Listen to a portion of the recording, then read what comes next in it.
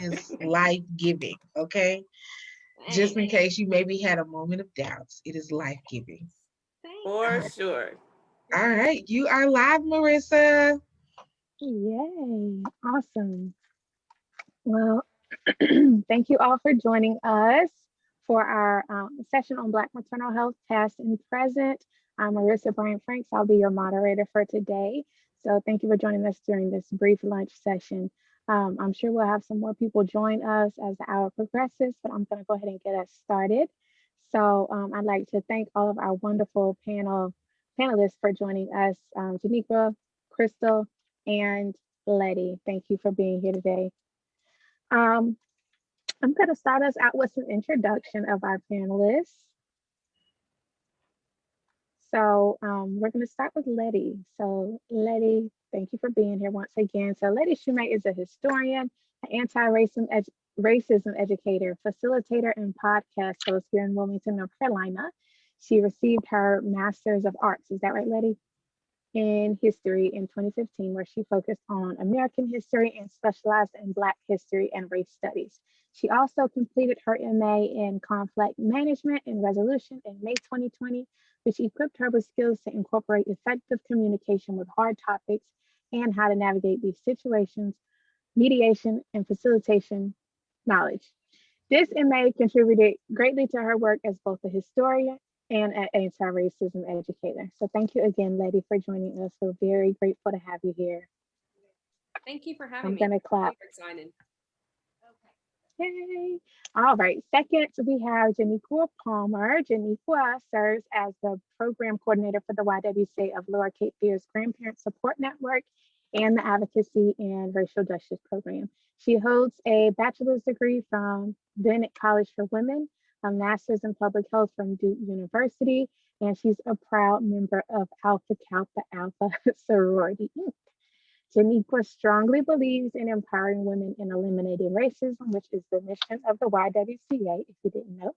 And she centralizes her work to promote justice and equity for all people by advocating through intervention and proactive community programming. So thank you so much, Jhaniqua, for joining us. Hello, and I have a master's in divinity from Duke. But other than that, hey everyone. All right, last here we have Crystal Pelham, who is a licensed clinical mental health counselor and the director of diversity and inclusion at Coastal Horizons here in Wilmington. Crystal earned a bachelor's of science in recreational therapy from Winston-Salem State University, and she also obtained her master's degree in clinical mental health counseling from Wake Forest University. Her experiences in providing trauma-focused therapeutic services to children and their caregivers. And in her current role, she's responsible for the development and implementation of programming, training, and practices that increase diversity and push the organization's mission to provide inclusive and equitable service for all of its community. So thank you, Crystal. So I'm very excited to share this space with the three of you ladies. Um, and obviously the topic today is going to be history of Black maternal health. So for those of you who maybe don't know, this is going to be a two-part series. We're going to host our second session in April. And you could check out updates on when we could expect to host that second session at our website. So I'm going to put it here in the chat box, www.firstyearcapefear.com. And if you haven't already, you can also follow us on Facebook to stay up to speed. So awesome. Well, I'm going to jump right in. We have some questions for you ladies, and we also welcome any questions in the chat box. If we have time to get to those, we will. And before we wrap up today, we have a short evaluation survey that we're going to have you guys take to tell us a little bit more about what you're expecting during the second session. So I'm going to start out with one of my favorite quotes from one of my favorite Black maternal health specialists or experts, and her name is Dr. Joya Freer Perry. So I'm not sure if that's familiar to everyone, but she's very awesome. And she has been quoted saying that race is not a risk factor in maternal health, racism is. So I want to pick your brains, ladies, on what does this mean, or what are your thoughts on this quote? I think a lot of our clinicians often say that, Black women are at a higher risk because they're Black, and we're not looking at the systemic issue as a whole. So race is not a risk factor, racism is. What does that mean?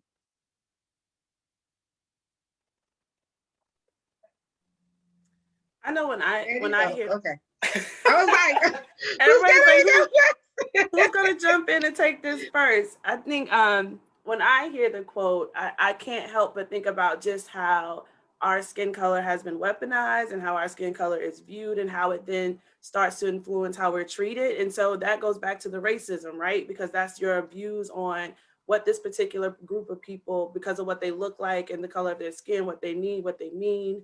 And it's not the race, right? We know that there's no research really out there to show that having brown skin is what causes infant mortality. It's how brown skin is treated in these systems of care that makes them risk. And that's the piece that I think people are focusing on, and now more than ever is recognizing just how problematic it is for a Black woman to access care now just because she's Black. Yeah, and I will say that being Black is not the problem. Black as race is not a problem. There is no biological evidence for race, right? So, but it's the systematic oppression that comes along with being Black, which is racism, that creates disparities and issues on Black and brown Indigenous bodies. So, and it's also the perceptions that are placed on Black people that also contribute to the oppression and contribute to the disparities that show up in Black and brown bodies. And the perception is also how others treat Black and brown bodies, how whether that is good quality care, whether that is ignoring the concerns of Black people, Black mothers, Black women who are pregnant, and that all contributes to how it is viewed as racism. I think if we look at perceptions, we think about the angry Black woman, that perception. Well, Black women have a reason to be angry, right? Their families were torn away from them. Their children were ripped from them. Their brothers, sisters were stole from them. So Black women in general have a reason to be angry. I think when you look at the disparity numbers, they also contribute to how racism is the problem. Black people aren't the problem, but it's the perceptions and the systematic oppression of Black people that actually creates the problem. Good points, Crystal, and also Jhaniqua. I was over here snapping in like my head. I didn't want to do it on here, but I was like, no, you can snap. Feel free to snap. But yeah, I mean, and even to go off of what both of you said, when we think about access and the history of that, it's people just want to skip for some reason, often to like, oh, let's just skip to the 60s or the 70s or like the 80s. And I'm like, yes, let's talk about that. Absolutely. But people have to understand that the inhumane treatment of Black women during slavery, that was brutal and horrific. And the books don't even tell it like they're supposed to. I mean, experiments and rape and like all of these things, right, were happening to Black women. They are being experimented on. I mean, we have major medical schools today that are where they are because they were able to experiment on Black women. Right. Right. And on Black men and on Black children, on Black babies. Right. And so when we think about that and understand that the inhumane lack of healthcare really that was going on then only transformed during the Black Codes era, which was 1868, which is around when the government wanted to say, oh, but we're helping them. No, you're not.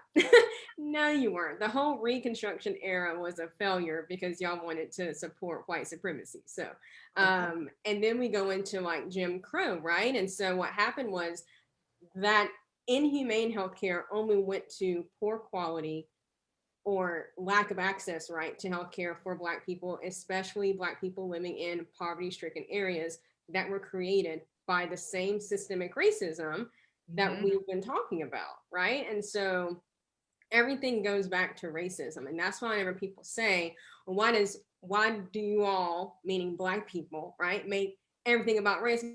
Because white people did. Because y'all made it about race from the jump. you made it about that. So yeah, that's what I immediately thought of whenever it And came. then and take that further, and then created systems Yep. that empowered white supremacy, Oh, that yeah. empower oppression of people of color. Right. Right. So like, you know, when we think about, and I know this may not be the topic, Marissa, so help me, keep me on task. But when we think about redlining and we think about how concentrated poverty are in certain areas, and we think about like how cities strategically place Black poor communities and even white poor communities in areas where there's environmental racism, on sides of track where like water is polluted, like that redlining was a whole system created to disenfranchise and disempower people. So, you know, I hear that too, ladies, like everything can't be about race, and when can we move forward? Well, like when we deconstruct all of the systems, then we can move forward. Right. I want to comment on what both of you said, because this morning we had a conversation around food access in infant and maternal health and how those things intersect. And there's a graphic. Can I screen share, Jhaniqua? Is Yes, that gonna work? Okay. you should be able to. Do you see the screen share button? Yes. Okay. Oh, it says you disabled it, but while you enable it, I'm going to continue to speak.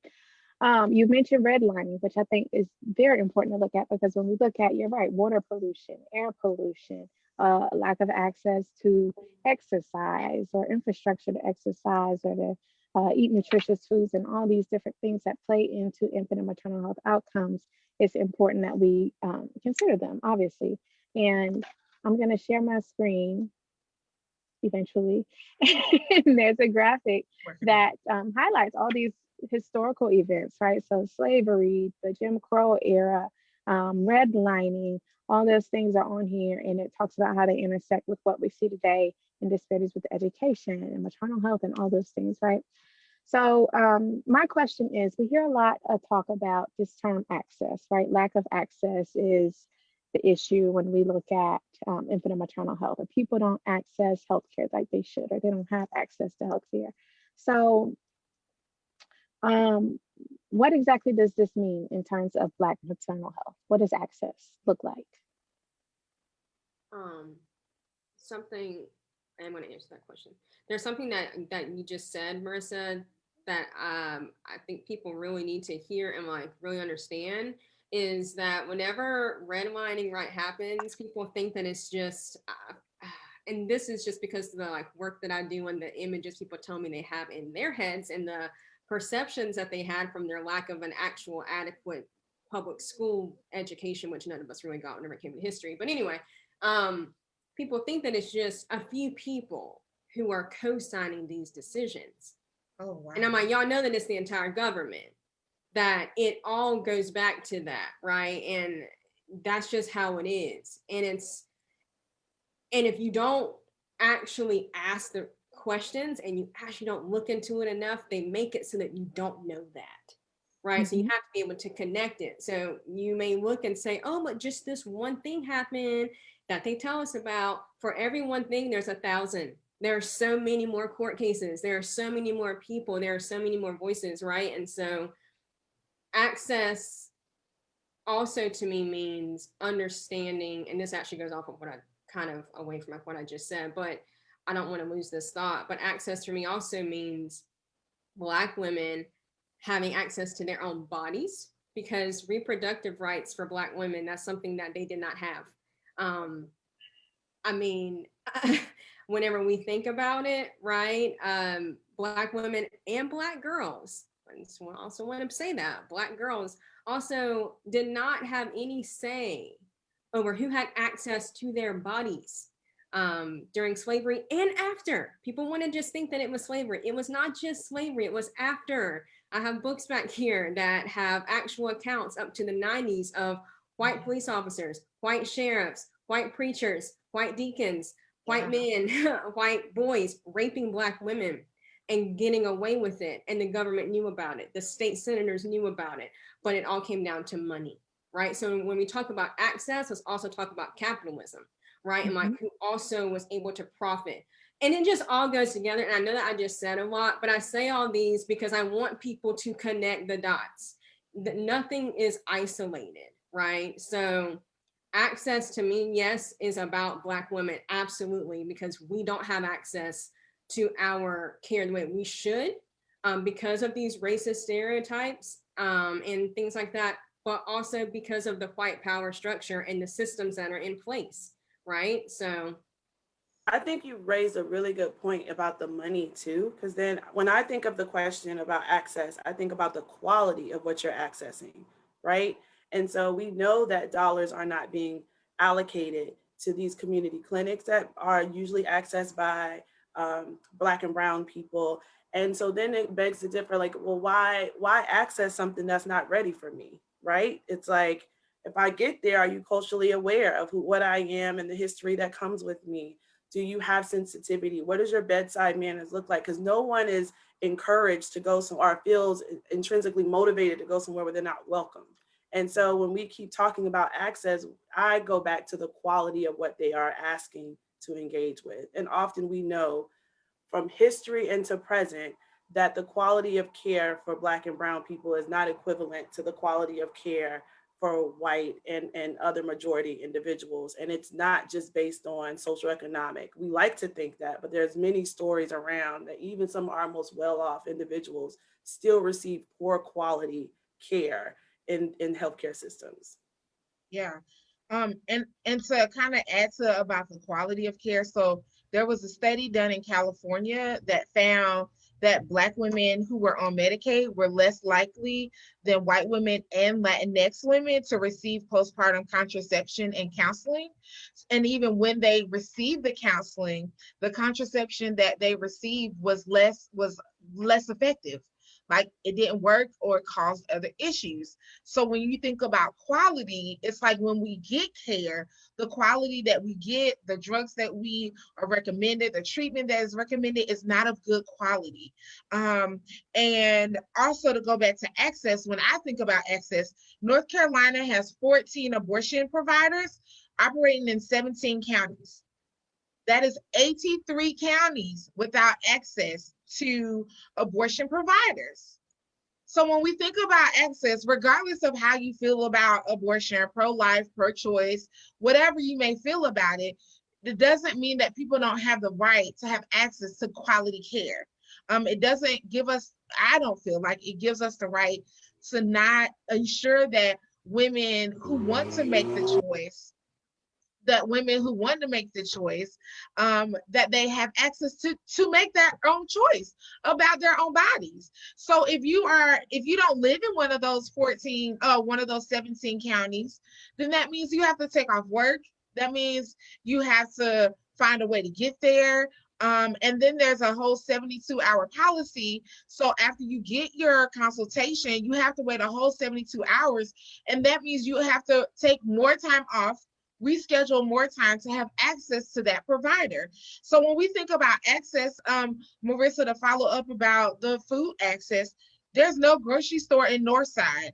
Kudos to the Northside Co-op, who is, working very hard and tirelessly to get the food co-op off the ground. That would make like one grocery store in that area. But if you go to Mayfair, which is just 15 minutes across town, there's at least 7 grocery stores in access of people. You can walk to 3 grocery stores if you live in Mayfair. So when we think about access, it's literally sometimes the literal interpretation. Does this person have access to get what they need? Can they literally walk out their house and, like, my doctor's office, I can see my doctor's office from my window? But if I lived in Northside, would I have to take the bus? Would I have to get an Uber, a $15, $20, $30 Uber to go to a doctor's appointment?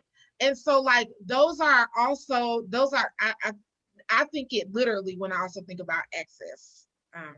But can I touch on that too? Like, I think you raised a really good point, especially about North Carolina, right? Because we see in other states where Medicaid expansion was successful, we see a lower infant mortality rate. We see a lot more women accessing care.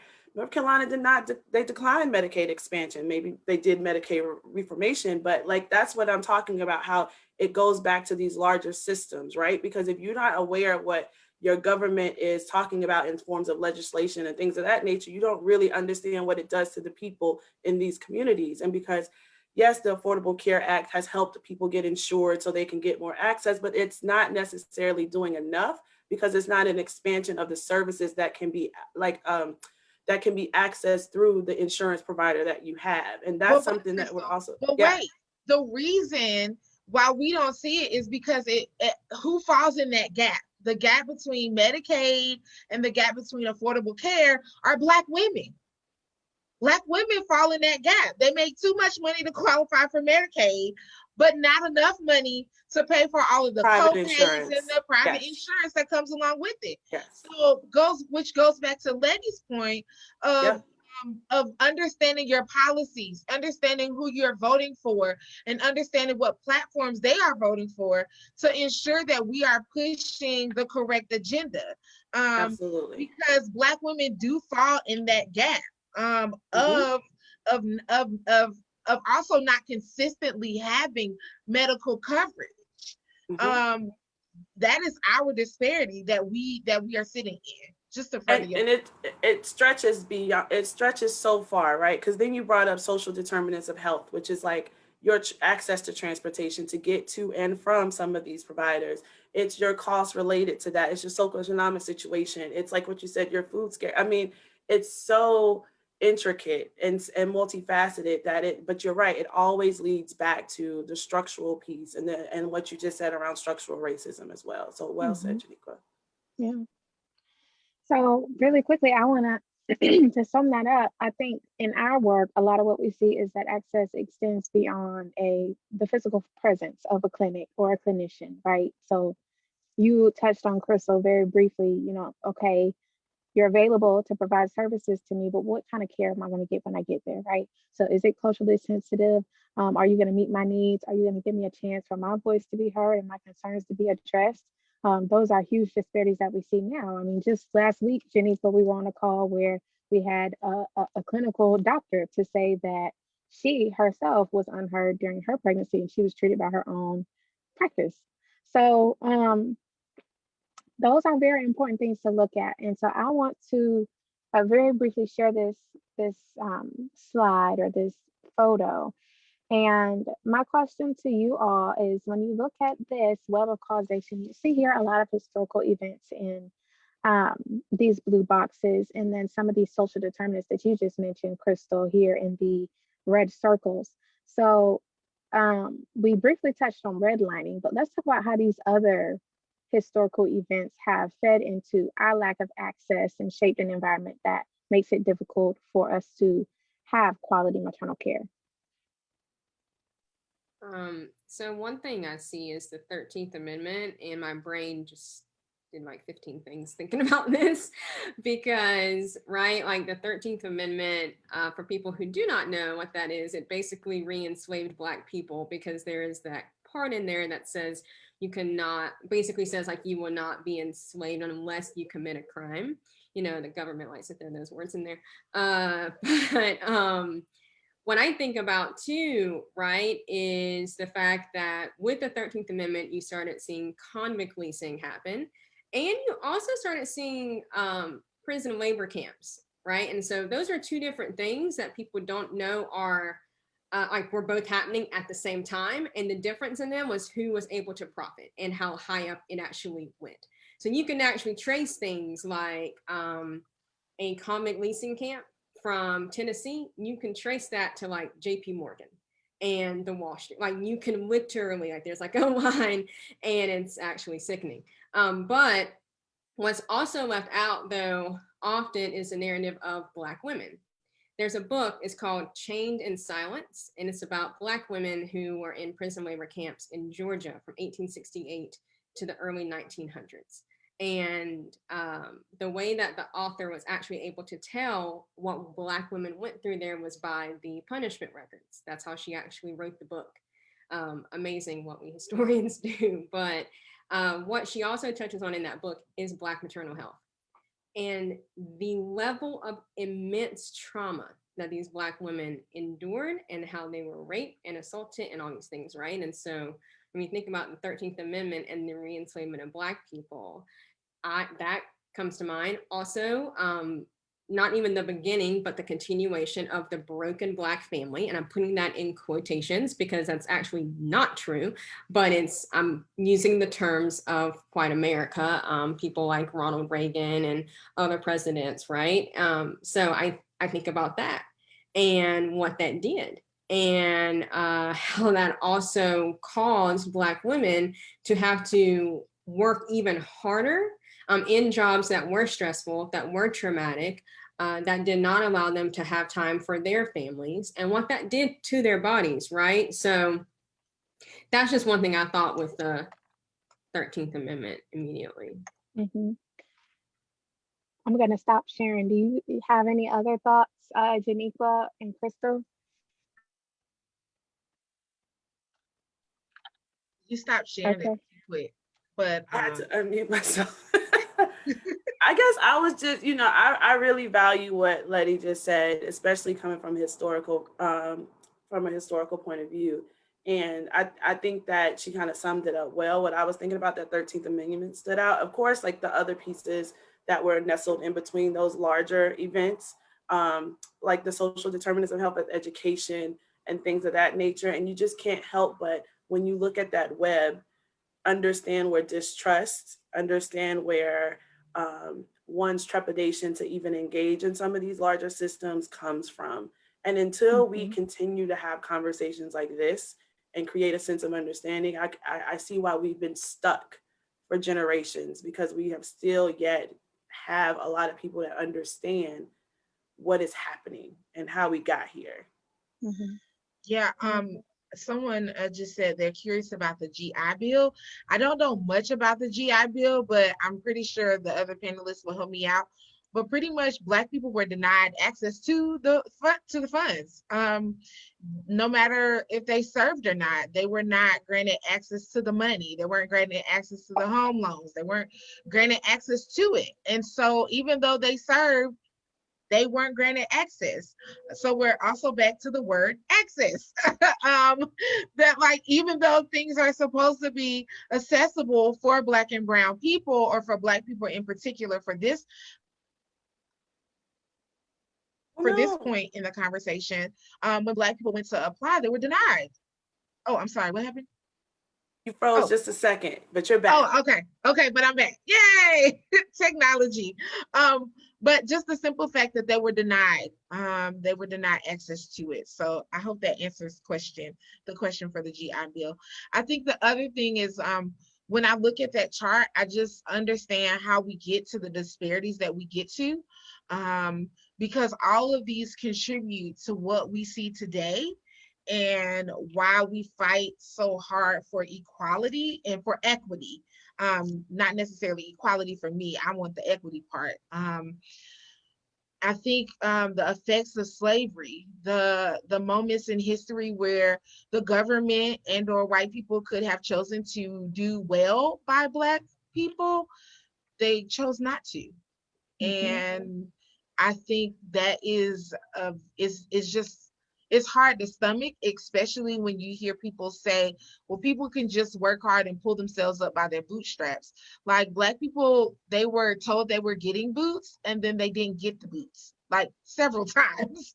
So, and the ways that they didn't get the access were, again, we come back to this whole systematic structure. The structures were set in place for us to not have access. So yeah. I actually do want to add one thing there about the GI Bill. So yeah, what, like you said, was spot on. So yay. I was like, yes, I love history.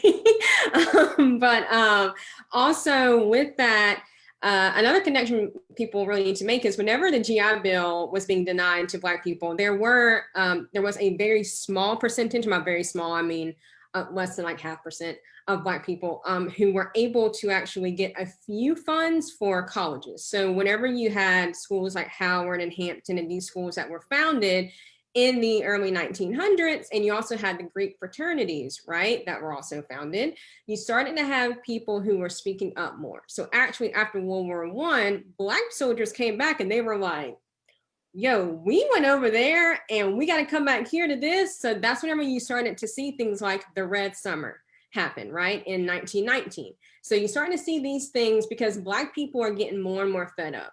So the GI Bill after World War II, what you also had were those same groups of people were the same ones who were in the Civil Rights Movement and the Black Power movements. And then you think about the Black Power movement and the Civil Rights Movement and how many of these families were threatened and how many of these Black women went to the doctors, and the doctors would literally tell them, like, we don't want you to continue to be able to bear children, because what happened was the white fear, the same white fear that has always been here whenever it comes to Black people, right? So like you can literally trace this stuff throughout history and like connect it. And this isn't reaching, this is literally history.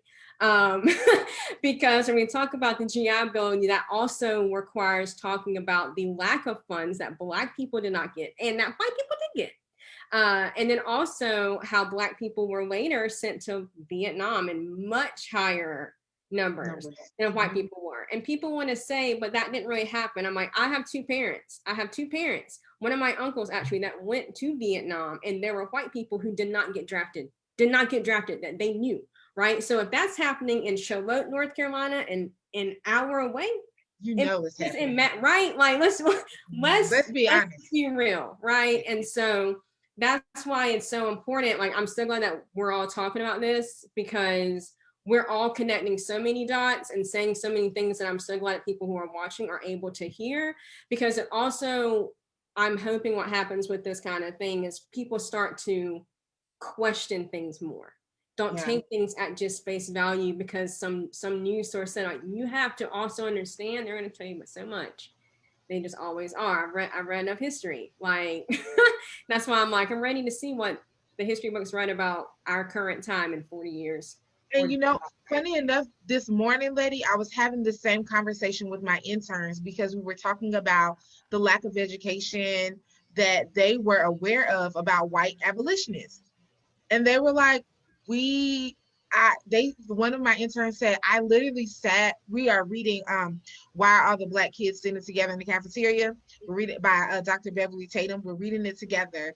And we're at the chapter, and she's discussing about like the lack of education around white abolitionists. You hear a lot about white oppression, you hear a lot about white oppressors, but you don't hear about a lot about white abolitionists. And so I asked them, I was like, why do you think that is? Why? But if you don't understand that there have been people who look like you who have fought for equality and have fought for equity, it's very hard to feel a sense of empowerment, to empower yourself, to also stand up for injustices that you see. And if we don't empower children to stand up for injustice, no matter they're Black, brown, yellow, green, indigenous, LGBTQAI identifying, like, if the history books don't include it, then our children, in essence, don't have the foundation to use it from. And so then we have to have you, Letty, who can go back and look at documents and look at books and like bring it to surface to help all of us also expand our knowledge and look at books. But like the reason that we don't have a lot of access, back to the word access, to it is because once you are empowered with the knowledge, there's a sense of empowerment that happens. There's a movement that typically takes place to keep people in power. And so, okay. You said a whole word. Like, I'm just over here, like, you said a whole word. I think I go back to that a long time ago. My grandmother used to say, don't be fooled by the golden rule. We all heard the golden rule in school about we treat others how we want to be treated. She's like, that's not the true golden rule. The true golden rule is whoever has the gold make the rules. And so when you go back to who has power, they're going to make the rules. When you go back to who's writing the dialogue, who's pushing the narrative, it's those who are within power. And so that doesn't necessarily mean it's true or right, it's just who's in power. And so that's, when you say what you just said about the lack of education, of course, if I'm in a position to spin the narrative how I want it to where it looks like I'm doing the best, and I am, I've always looked out for people, that's what I'm going to write down. And that's what I'm going to perpetuate, and I'm going to disseminate to everybody. But that's not the case. And we have people, like you said, like Letty, who lets us know, no, boo-boo. That's not actually how it went down. And the thing about it is, like, I think because that's not true for Black people though, right? Because often how we're educated is through the storytelling.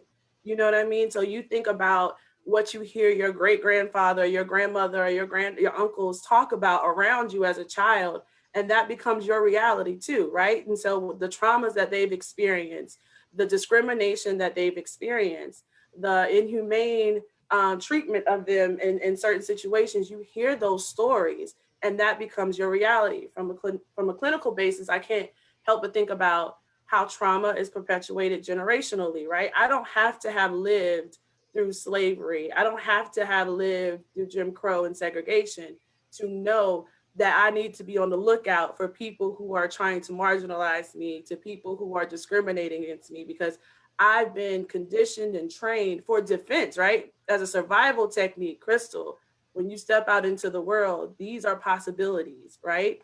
And that's how we are educated. But we are now learning, we always knew, really, not now learning, that that's not necessarily how the majority understands our behavior. It's coming from a place of survival and how we've had to kind of be taught how to make it in this world. And again, it goes back to what you just said around access to education and information, because these things have kept us here.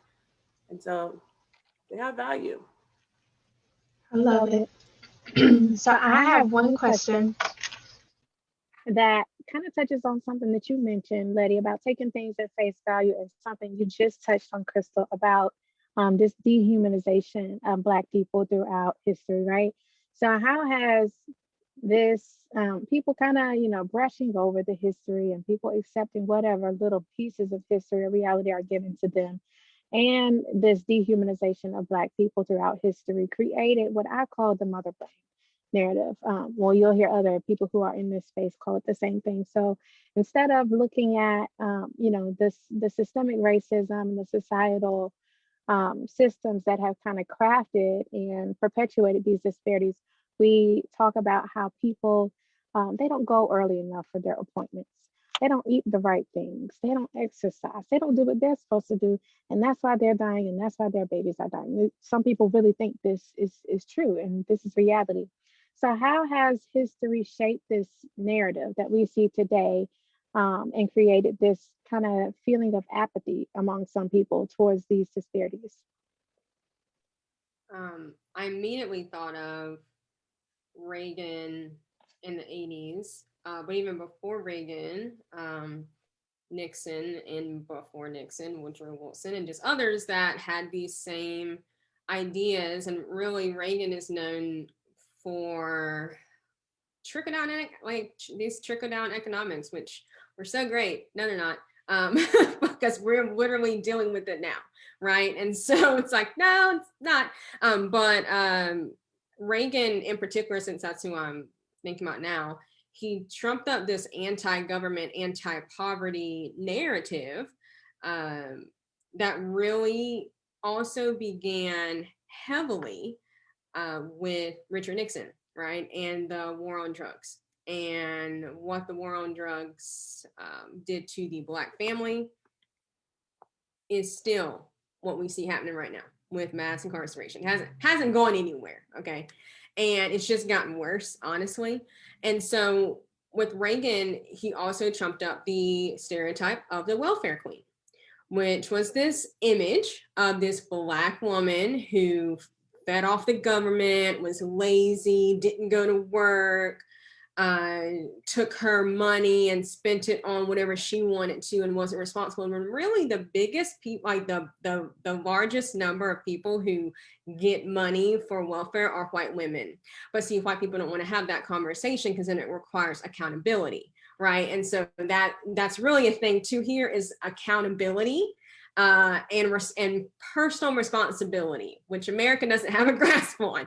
But but I mean, seriously, right? So when we think about mother blame, that's what I think of too, because it was another way to perpetuate this stereotype of the broken Black family, and why that broken Black family is in the shape that it's in. And it goes back even to the bootstrap thing, right? Of oh, well, just pull yourself up. Well, you're just not eating right. Well, you're just not buying the right things to take care of your body. Okay, well, if we don't have access to the jobs, right? Because there are racist stereotypes that come with us, like, I don't know, our names on a job application, then how are we supposed to get the jobs, right? If you keep giving them to other people who aren't even qualified. And so it really comes down to that socioeconomic issue. And that's why when people want to talk about these things like eating better, right? Taking better care of like yourself. We've heard that a lot the past year with like COVID, right? And I'm like, you do know who most of the essential workers are.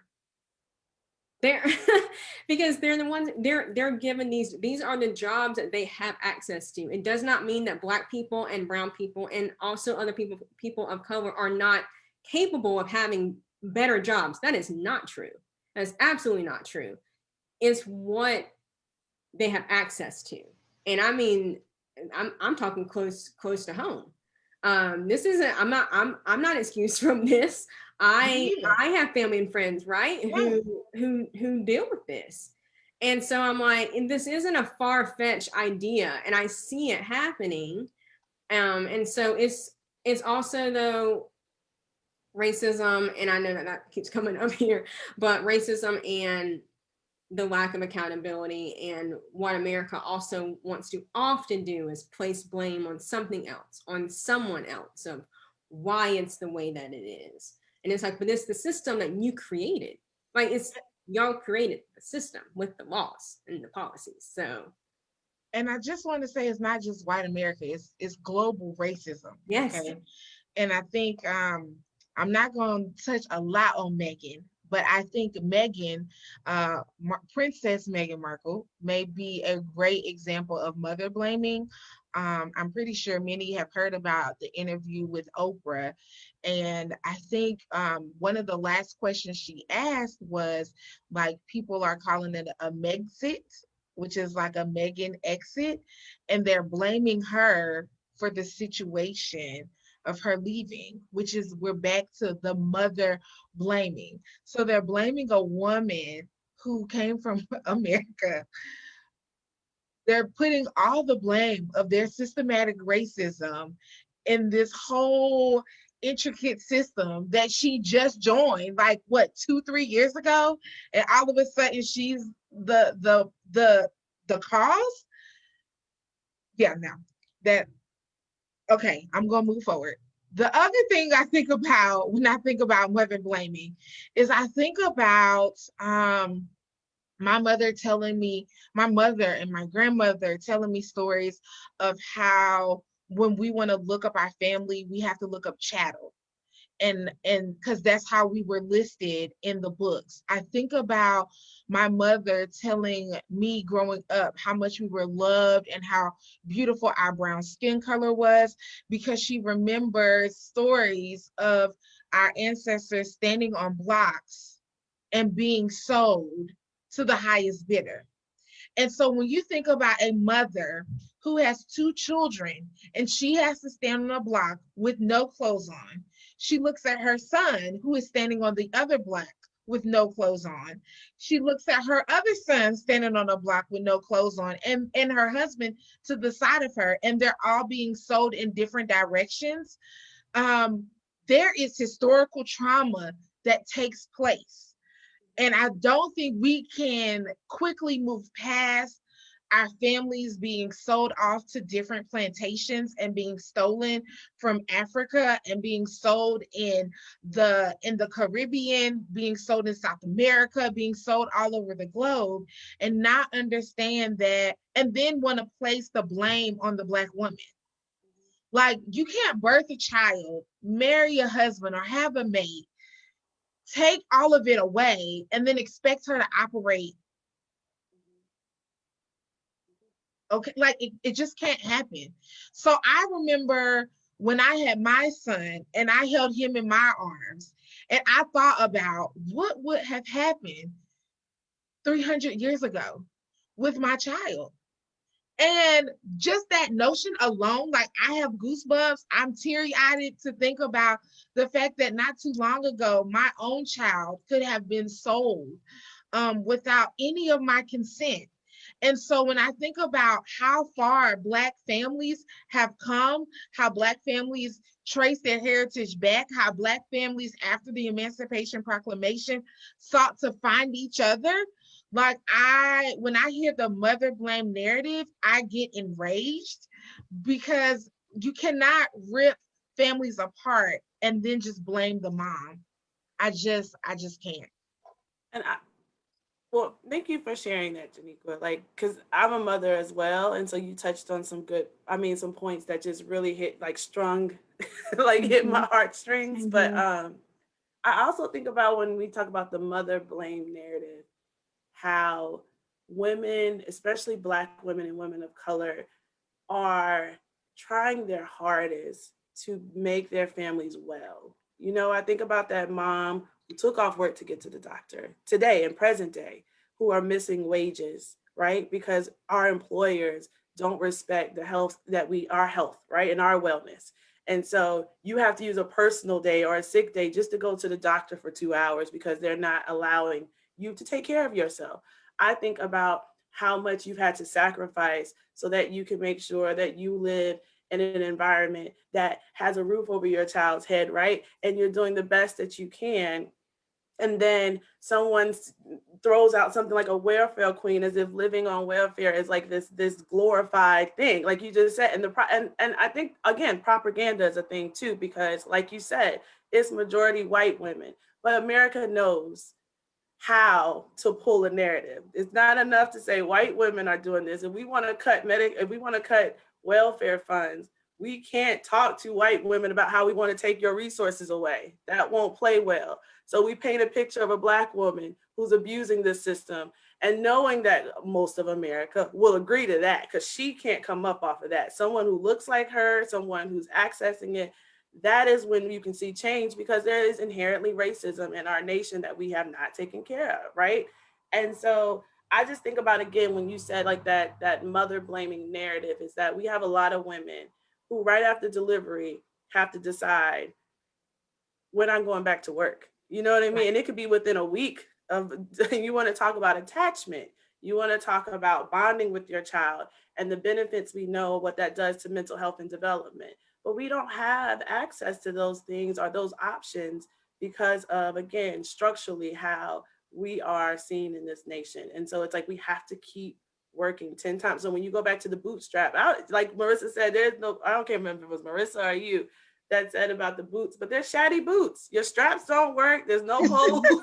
It's just, your heel is broke and you're expected to walk like it's comfortable. And I'm glad we're having these conversations, because if we don't, then people, like what Letty said, will write history that we enjoyed this life that we have. No, this is hard.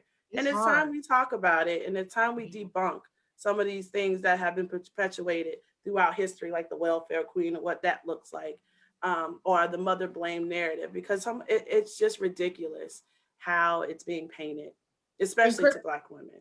And Crystal, only 30% of Black mothers are eligible for and can afford to take FMLA after they give birth. So what does that look like? That looks like after you give birth, like you could go back to work within 3 to 5 days. And now we're talking, and I don't mean to interrupt. It's go ahead. So go ahead. But now we're talking about where are women having options to place their children while they are at work trying to make a living, right? And so it's like, what are you? I have to put them in daycare, but I can only afford this type of daycare. I can only afford this doctor or pediatrician who has a long wait list, a long wait time for when I can be seen if there is problems, if I do have healthcare concerns. So again, it starts to spiral into this thing where it's like, what kind of boots are you giving me? Look at the system that you're forcing me to access. Look at the system, and are they ready for me? No, they're not. That's so true. And I think, especially when you touch on the systemic piece about family leave or paid leave and actual being able to take off time to take care of yourself when you're sick, we have to think about what type of condition are we in prior to us getting pregnant, right? If you're not able to access care prior to, how does that determine your health outcomes? Number one. Number two, I remember when I told my husband I was taking 12 weeks after I gave birth, and he thought that was so foreign. It's like I said, I was never going to work again. He's like, what, is that normal? And people really take off that much time, because he hadn't seen that before. In our Right. culture, in our community, we go right back to work. So that's so important that you guys highlight those things and how they intersect with us being able to take care of ourselves before and after pregnancy, and how that determines the trajectory of our outcomes when we get pregnant again, even. And so we've got about 8 more minutes, and I have one more question that's mainly for you, Crystal. But we talked a little bit about um, our first question was looking at race, at, well, not race as a risk factor, racism as a risk factor, right? So other people will say things like your marital status, your income, your education, those types of things determine your maternal health outcomes, which is not true, as we've discussed today. You just simply being a Black woman puts you um, at a disproportionate disadvantage, because you are more likely to have subpar outcomes. So thinking about that, and also thinking about how stress perpetuates our community and our environment, how does systemic racism and bias in healthcare as a whole determine our outcomes? So I love that question, and it's such a it's something I could talk about for the next 2 hours. So I'm gonna try to like gather my thoughts, right? Because having worked with children over the last 5 years and understanding the research behind it, right? We understand the effects of toxic stress. So we're talking about that prolonged exposure to stress. And so when you think about racism, right?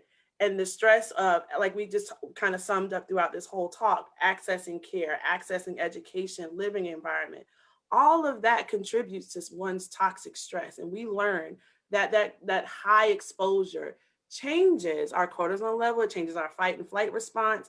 And so naturally that causes kind of puts us at a higher risk for more health concerns later down the line. You can look at studies like the ACEs scores, you can look at epigenetics, you can look at all of this research that points to how stress mutates and how it influences our physical health and our mental health, right? So we see diabetes, we see high cholesterol rates, we see hypertension, and it can all kind of go back to what has your life been like over the course of your lifespan.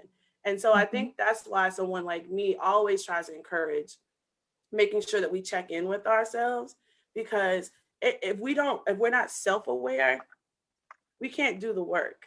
And what we notice is that this nation is not going to do it for you. This nation is not going to say, hey, Marissa, you look stressed today. Do you want to go ahead and go, take a day off and take a mental health break? Because I care about you and your womb, and I care about you and the relationship with your child. That's not going to happen. So we have to take agency. And sometimes it's radical, like we have to make radical decisions to make sure that we're taking care of ourselves, because it is detrimental to our physical and psychological health. And so when I go back to that, I mean, I went to a webinar not too long ago and discussing just how in the womb, right, your baby is starting to develop and create synapses and neurons and things that will prepare them for the world they're going to be birthed into. So you think about poverty, you think about community violence, you think about a mother who's stressed walking from the bus stop to her home. What that baby is marinating in, right, is going to prepare them for what they'll later then be living in. And so when you think about that and the effects of racism, I mean, the world, we've already kind of declared racism a health crisis for these reasons that I just mentioned. And I'm sorry, I kind of went on long-winded, and I probably went off script. I mean, like off topic a little You're bit. right on target. It's saddening, and that's why I'm silent, because it's always saddening just to think about. And maddening, saddening Yes, and maddening. and it's a lot of layers to it, and you just touched on that. Everything that you experience, I read that in my research. A mother's her birth outcomes can be determined based on her time that she spent in the womb and what type of environment she was exposed to. So to me, that's amazing, and it really causes you to think: how does the stress play a role in our outcomes that we see, and how can we even mitigate that when every day You're worried about what's going to happen to you when you go to the grocery store, how people are going to look at you, how you're going to be perceived. Those types of things really are difficult to navigate, and they batter you. Like, it's really hard to just be a Black woman in America. And to your point, Jhaniqua, just be a Black woman, period. But here in America, I can speak to that. So um, I am going to go ahead and open it up for questions. We also have an evaluation that we want you guys to take. If you don't mind, I'm going to put the link to that in the chat box just to tell us what you thought about today and tell us a little bit more about what you're expecting to see at our second session. So we've got people here on Zoom and we've got people joining from Facebook Live. So if you guys have questions, please type those in the chat box and we will go through those. And I know we had one a little bit earlier. So Miss Evelyn Adger, aka Mom, said, when you go to a doctor, do you dress up to make sure that you get great service, or does it matter? That is amazing, because I was just talking to her and someone else who I was working with from UNCW, who's an older Black lady. Well, she's older than me. And she was saying that she somehow dresses up to communicate her status when she goes to the doctor, because she feels like if she does that, she won't get a certain type of treatment. And when I was younger, I always remember seeing aunts, grandmas, older women that I was around say, oh, I'm dressing up today because I'm going to the doctor. And I'm like, why would you do that? Because you got to take your clothes off when you get there anyway. So that didn't make sense to me, right? And so the more that I understand this, the more it makes sense. But why should we have to do that? Why should you have to dress a certain way to communicate your status, right? So let's talk about that a little bit.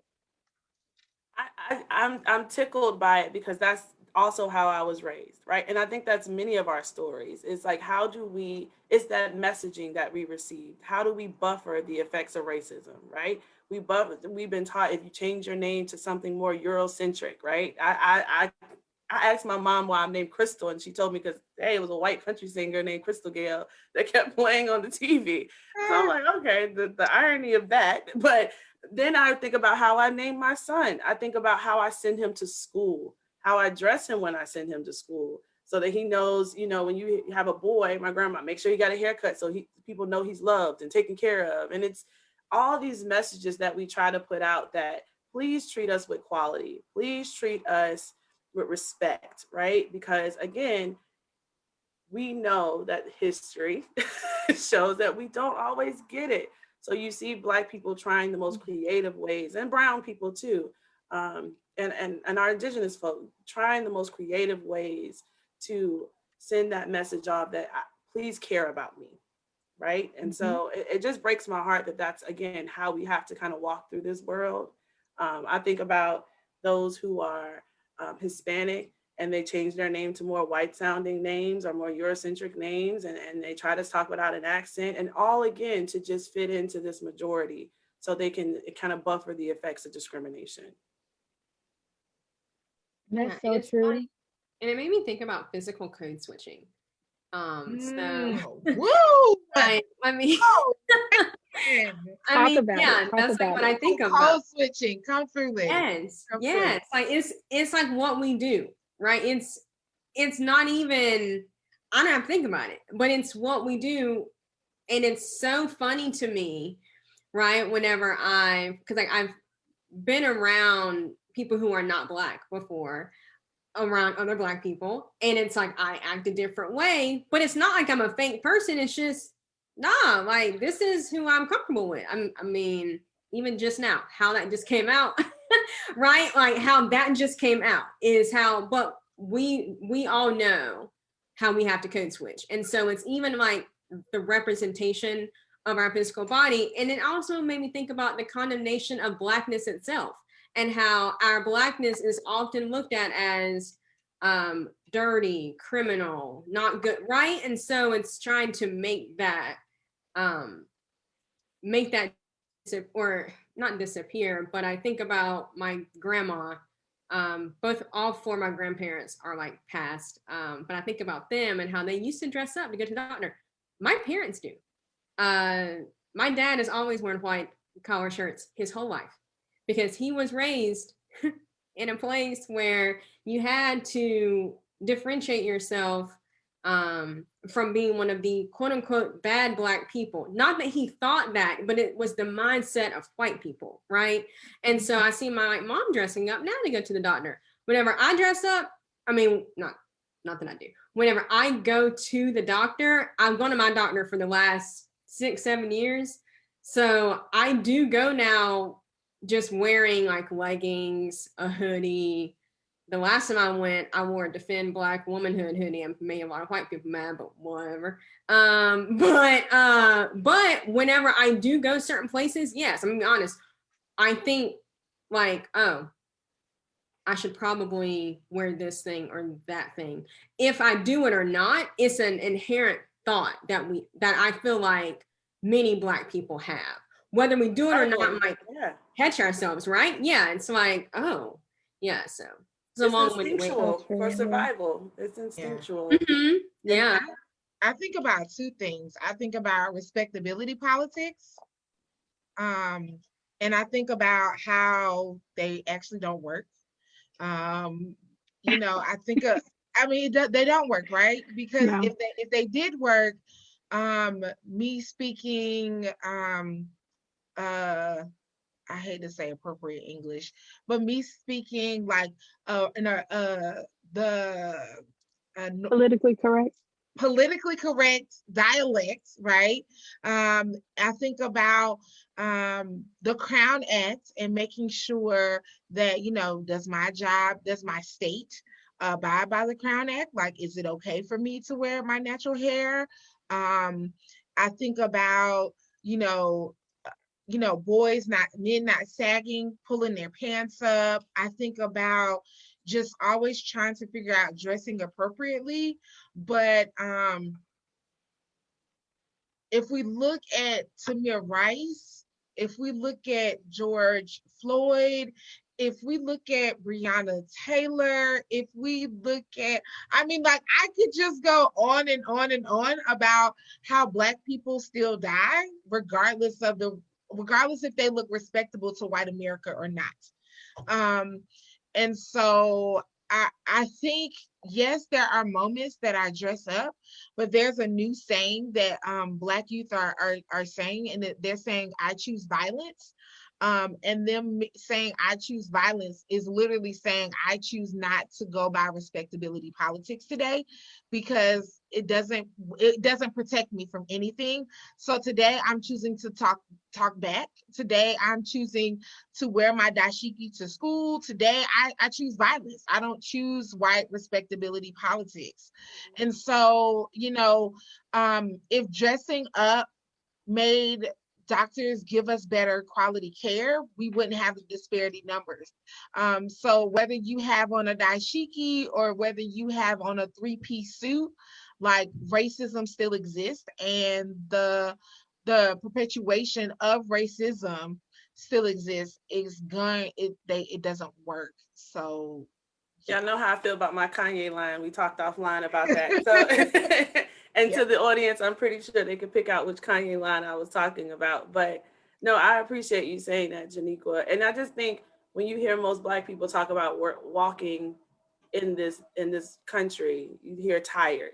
And that's what leads to mental anguish, and that tiredness that we feel is always tiptoeing or find a way to try to work around, whether it's code switching, whether it's dressing up, whether it's what you said, changing your name, whether it's changing your voice, whatever it is, it's exhausting. It is to try to figure out, again, how to avoid or how to tiptoe around the effects of racism on a daily basis, microaggressions, all of these things that are plucking and poking at you is exhausting. So to that woman who asked that question, yeah, I think we all have been there before with how can we buffer this, but like what Jhaniqua, Marissa, and Letty all said, it's at the end of the day, we know that you walking in, the thing we can't change is the very thing that is going to influence your care, and it's not what you're wearing, but the skin color that you have.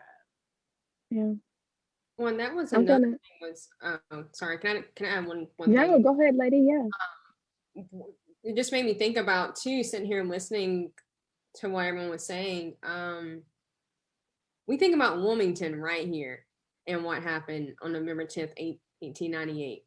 And you think about the number of businesses that were like Black people were like snatched from, right? Black people who were walking to work, Black people who were thrown into the river, Black people who were run out of town, Black people who were murdered. You think about that. You think about all these other massacres. People want to talk about Black Wall Street and all these things, and I'm like, then look at civil rights movement pictures, look at pictures of Black men who were soldiers who came back in like uniform, right? Think about what they were wearing, because people look at pictures in history and they don't really sit with the picture. You have to sit with pictures sometimes and just, well, at least that's what I do. They're dressed in suits, ties, dresses, heels, the hair is done, right? That did not stop lynchings. That did not stop massacres. That did not stop any of that. It didn't stop any of it, and it still doesn't stop it. Yesterday was the beginning of the trial for the white police officer who murdered George Floyd. It would not have mattered if George Floyd had on a 3-piece suit that cost $10,000. It would not have mattered because he was Black. That's it, right? And so that's why whenever people say things, right, like, oh, well, maybe if like this person had been dressed the right way, they would have gotten more respect. I deserve respect whether what I'm wearing or like not. It doesn't matter what I'm wearing. I'm a human being on this earth and I need to be treated with respect, right? And so it goes back to that lack of accountability and the blaming. Because it doesn't matter what we wear, we're still Black. Doesn't matter how much money we have, and that's what I'm so glad that we've all touched on that, because it's so important for people to really grasp that too, and people still aren't. Like, if my brother, who is a 29-year-old Black man, goes into a store right now, he automatically doesn't put his hands inside of his pocket, and he takes off his hood. It's an automatic thing. It's an automatic thing. It is, yeah. Right? And so it's like, what? Can you talk about that hoodie thing? So I hope I'm not getting too personal. So No, go ahead, y'all. And then we got a couple questions in the chat box. So.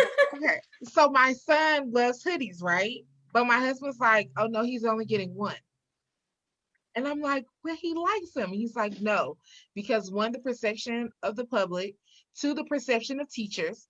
So, because the boys that come in school with hoodies, they put the hoodies on and then they put their heads down on the desk. And he's like, our son is not gonna have that. He's not gonna get that. And so like I saw one of the comments on here was saying, how do you not push things on your children that were pushed on you? And I think that it's very difficult, because as much as we want to empower them to choose violence, we also know that there are consequences to that. Yeah. And we also know that there's consequences to it. Okay, Marissa, I'm going on mute, Marissa. I'm going on mute. No, that was a part of what I wanted to touch on. I'm gonna shift gears a little bit for us to talk about Black motherhood here, which is obviously a part of Black maternal health, right? So Tasha has a very important point there in the chat box that you just mentioned, Jhaniqua. But I even think about, you guys are mentioning your experiences as mothers, and I think about my son is just 14 years old, right? 14 months.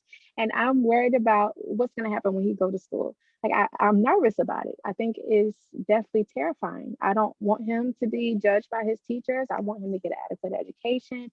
Like these are things that I'm worried about, right? And school is not a safe place for Black boys and Black girls at this point in time.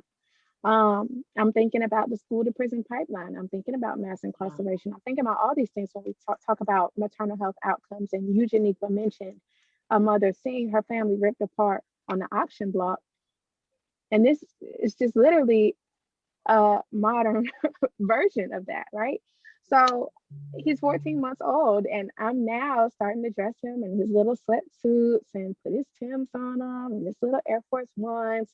But I'm like, but wait, I want to dress you in a onesie every day with your pamper and your bib. And I want you to look like my little baby forever, because now he's a little baby, but I'm like, wow, as you grow, this is how you're going to dress. And society is going to look at you a certain way. And I hate that. I really do. I hate it. So Tasha has a point. She's thinking about how she does not want to feel like she's brainwashing her children to believe that they have to act or be a certain way in society to excel or succeed. So, what does that look like for you guys? What do you think about that?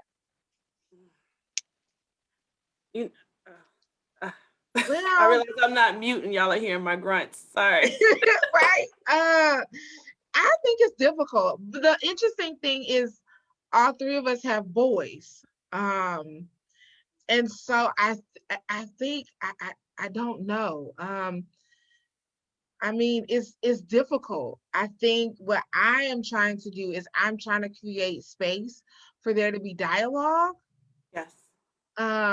so that my son knows, like, you can talk to mom about anything, and to give him that space, that trusted sacred space where he knows like he can come to me with anything.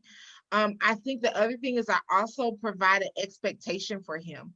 Like, I expect you to go to school and behave. I expect you to listen to your teacher.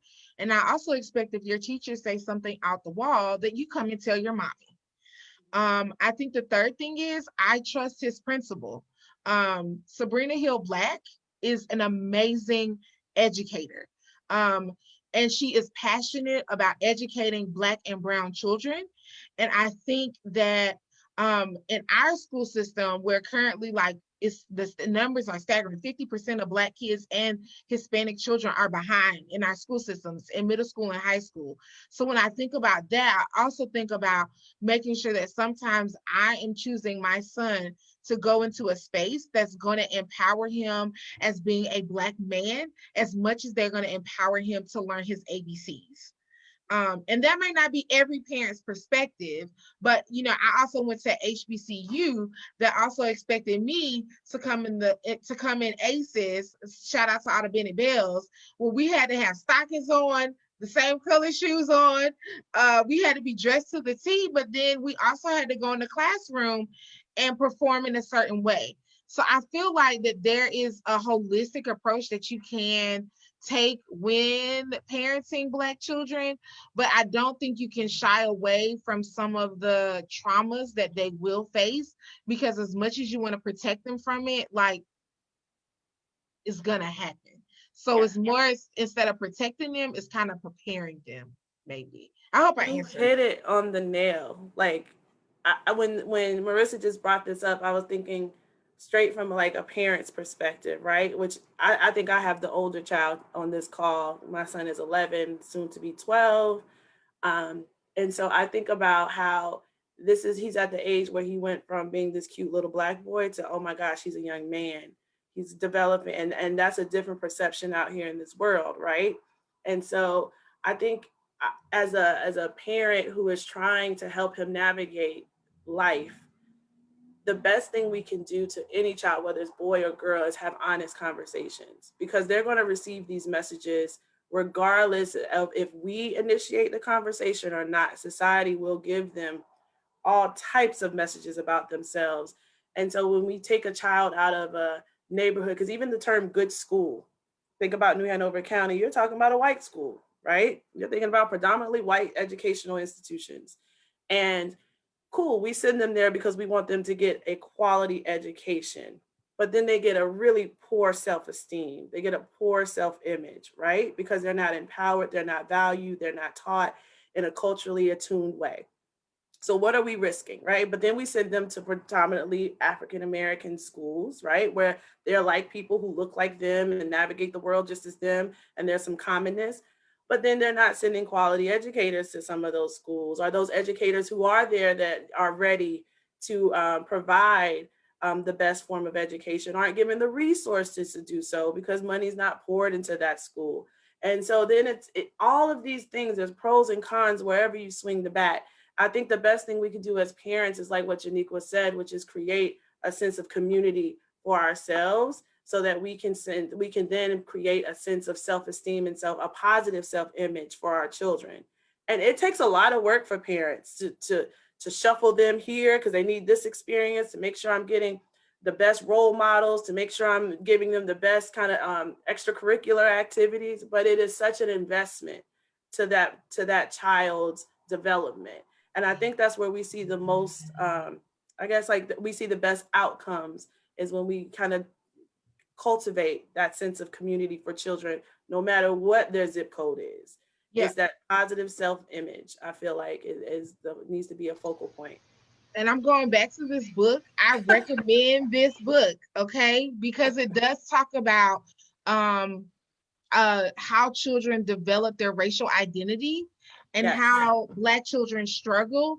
And the one thing that Dr. Tatum says throughout the book that helps children succeed is that they have to have consistent confidence at home. So when they come through those doors, they have to be told consistently every day, you are brilliant, beautiful, smart Black children.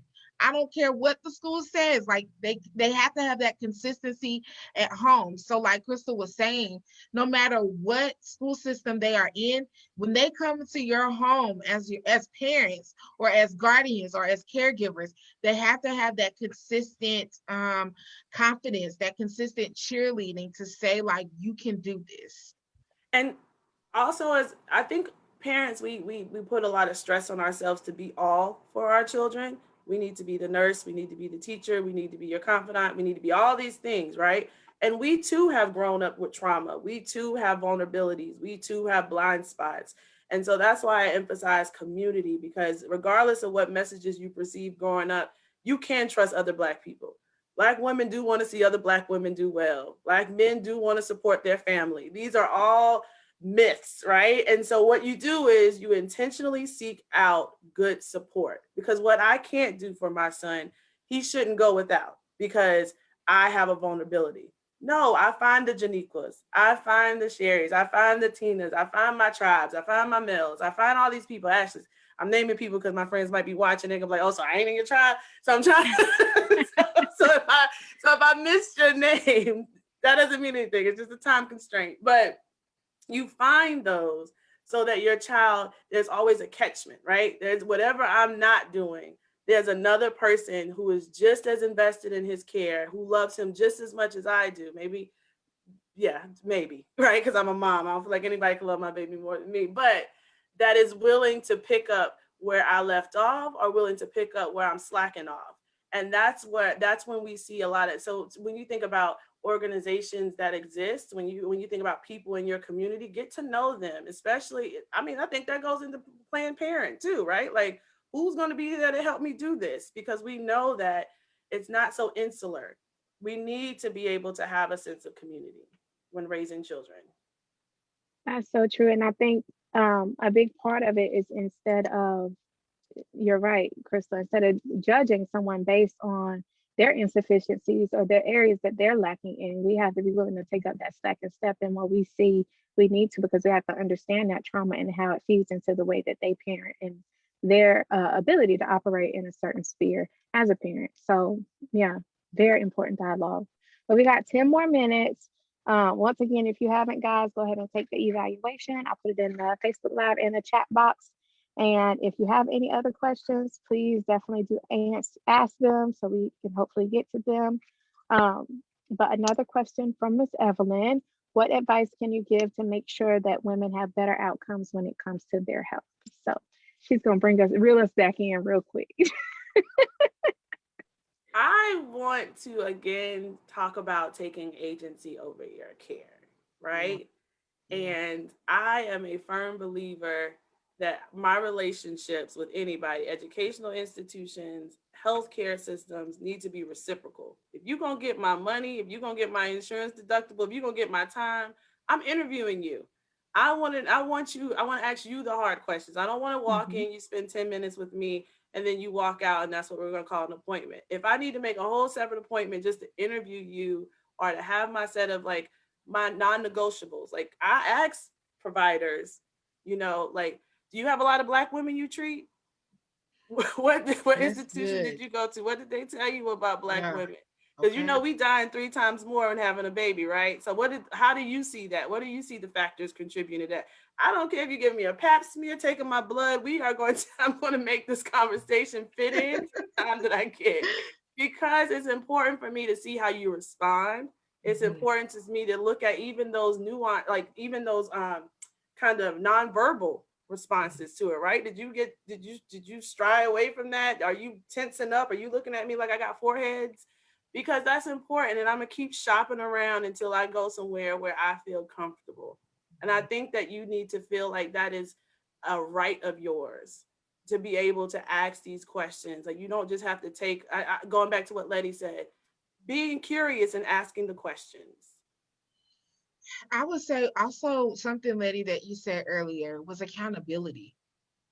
I think, one thing that Black women are great at sometimes is holding each other accountable, right? I think what we have to start doing is holding each other accountable for our health, which Crystal and Terry are really good at. They're like, come on, Jhaniqua, go walking. But like those small choices, like I think holding each other accountable. Hey, did you get your pap smear this year? Hey, like very similar to the vaccine. Hey, did you get your vaccine? Do you have any questions about the vaccine? And then reaching out to your community, your friends, the women in your circle to hold each other accountable and to say, did you go get a physical? I know you're working. I know they take out that insurance. Use it, sis. Use it. I think we have to hold each other accountable. I think sometimes, we maybe sometimes shy away from those questions because we think that they're too personal. But I mean, when you have those sister girl conversations, nothing is off topic. And so I think one of the topics needs to also be health. Like, when's the last time you checked your blood pressure? When's the last time you ate some oatmeal? I think there has to be just also a level of accountability. Well, because I found this out about oatmeal because of one of the conversations with Talk on Health. One of the nurses is a cardiovascular nurse, and she shout out to Chelsea. Hi, Chelsea. Nurse Chelsea.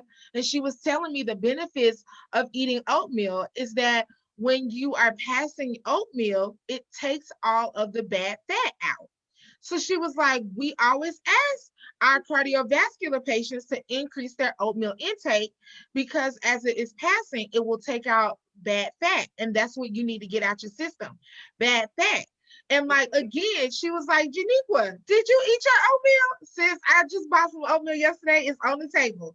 Say less. I will be eating oatmeal for lunch when this call is over. Like the level of accountability and like knowing that like the other Black women around you are amazing and strong and are gifted in areas that you may not be gifted in. Ask them to hold you accountable. And don't be afraid of it. Don't be afraid of it. So that's my answer to Miss Evelyn. I was just going to piggyback off of both of y'all because I was thinking really, Jhaniqua, what like you just said about like taking accountability, like personal accountability, but also holding each other accountable as well. And yeah, advocating for yourself whenever you do go to a doctor, and knowing that like that's not just going to be something easy to do, right? So, and this may sound odd saying this on here, but this is how I tell people whenever I do anti-racism educating is I'm like, y'all gotta practice. Like, you have to be prepared for racist situations to happen and be ready to say something, right? So so it's just like you would prepare for like a presentation. And I tell people this and they're like, and I'm like, well, it's what I learned with like mediation, facilitation. You have to work at this stuff. Mm-hmm. And so it's like, whenever you're getting ready to go to the doctor or you have a doctor's appointment coming up, write down the questions that you want to ask so that then if you are there and then like you do get nervous, you can pull your note up and you can read them, right? And again, to like Crystal's point, I'm paying you my dollars, a lot of my dollars for these copays that are way too high. I'm going to need for you to answer my questions. Mm-hmm. And it is stuff like, what school did I go to? How many Black patients? Like, these things are very, very important. Just a personal story. I recently had to go to a specialist for something regarding my like skin, because I'm 32 and apparently my skin wants to rebel against me. So it's just a thing. But one thing that I did was I had to research dermatologists that are here in like Wilmington, because Wilmington does not have an extremely physically diverse right?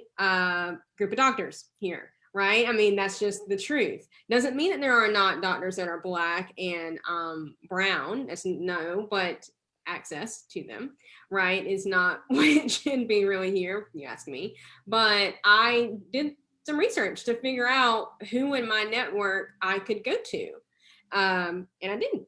And so, yeah, you have to do those things as well. I not be afraid to do them too. And I think that that's something else that comes with racism and really white supremacy, is this white supremacy culture where oftentimes Black people are told that we're too much and that we should just be grateful for what we get. Well, you should just be grateful that you were able to just see a doctor. That's like someone giving you seafood and you're allergic to like shellfish, and then the person saying, oh, you should just still be grateful that you have food to eat. Okay, but I'm going to go into like an extreme allergic reaction. So like, it's really not benefiting me, right? So basically a long way of saying Great yes analogy. with y'all. Yeah. I love it. I love it. I love it. Awesome.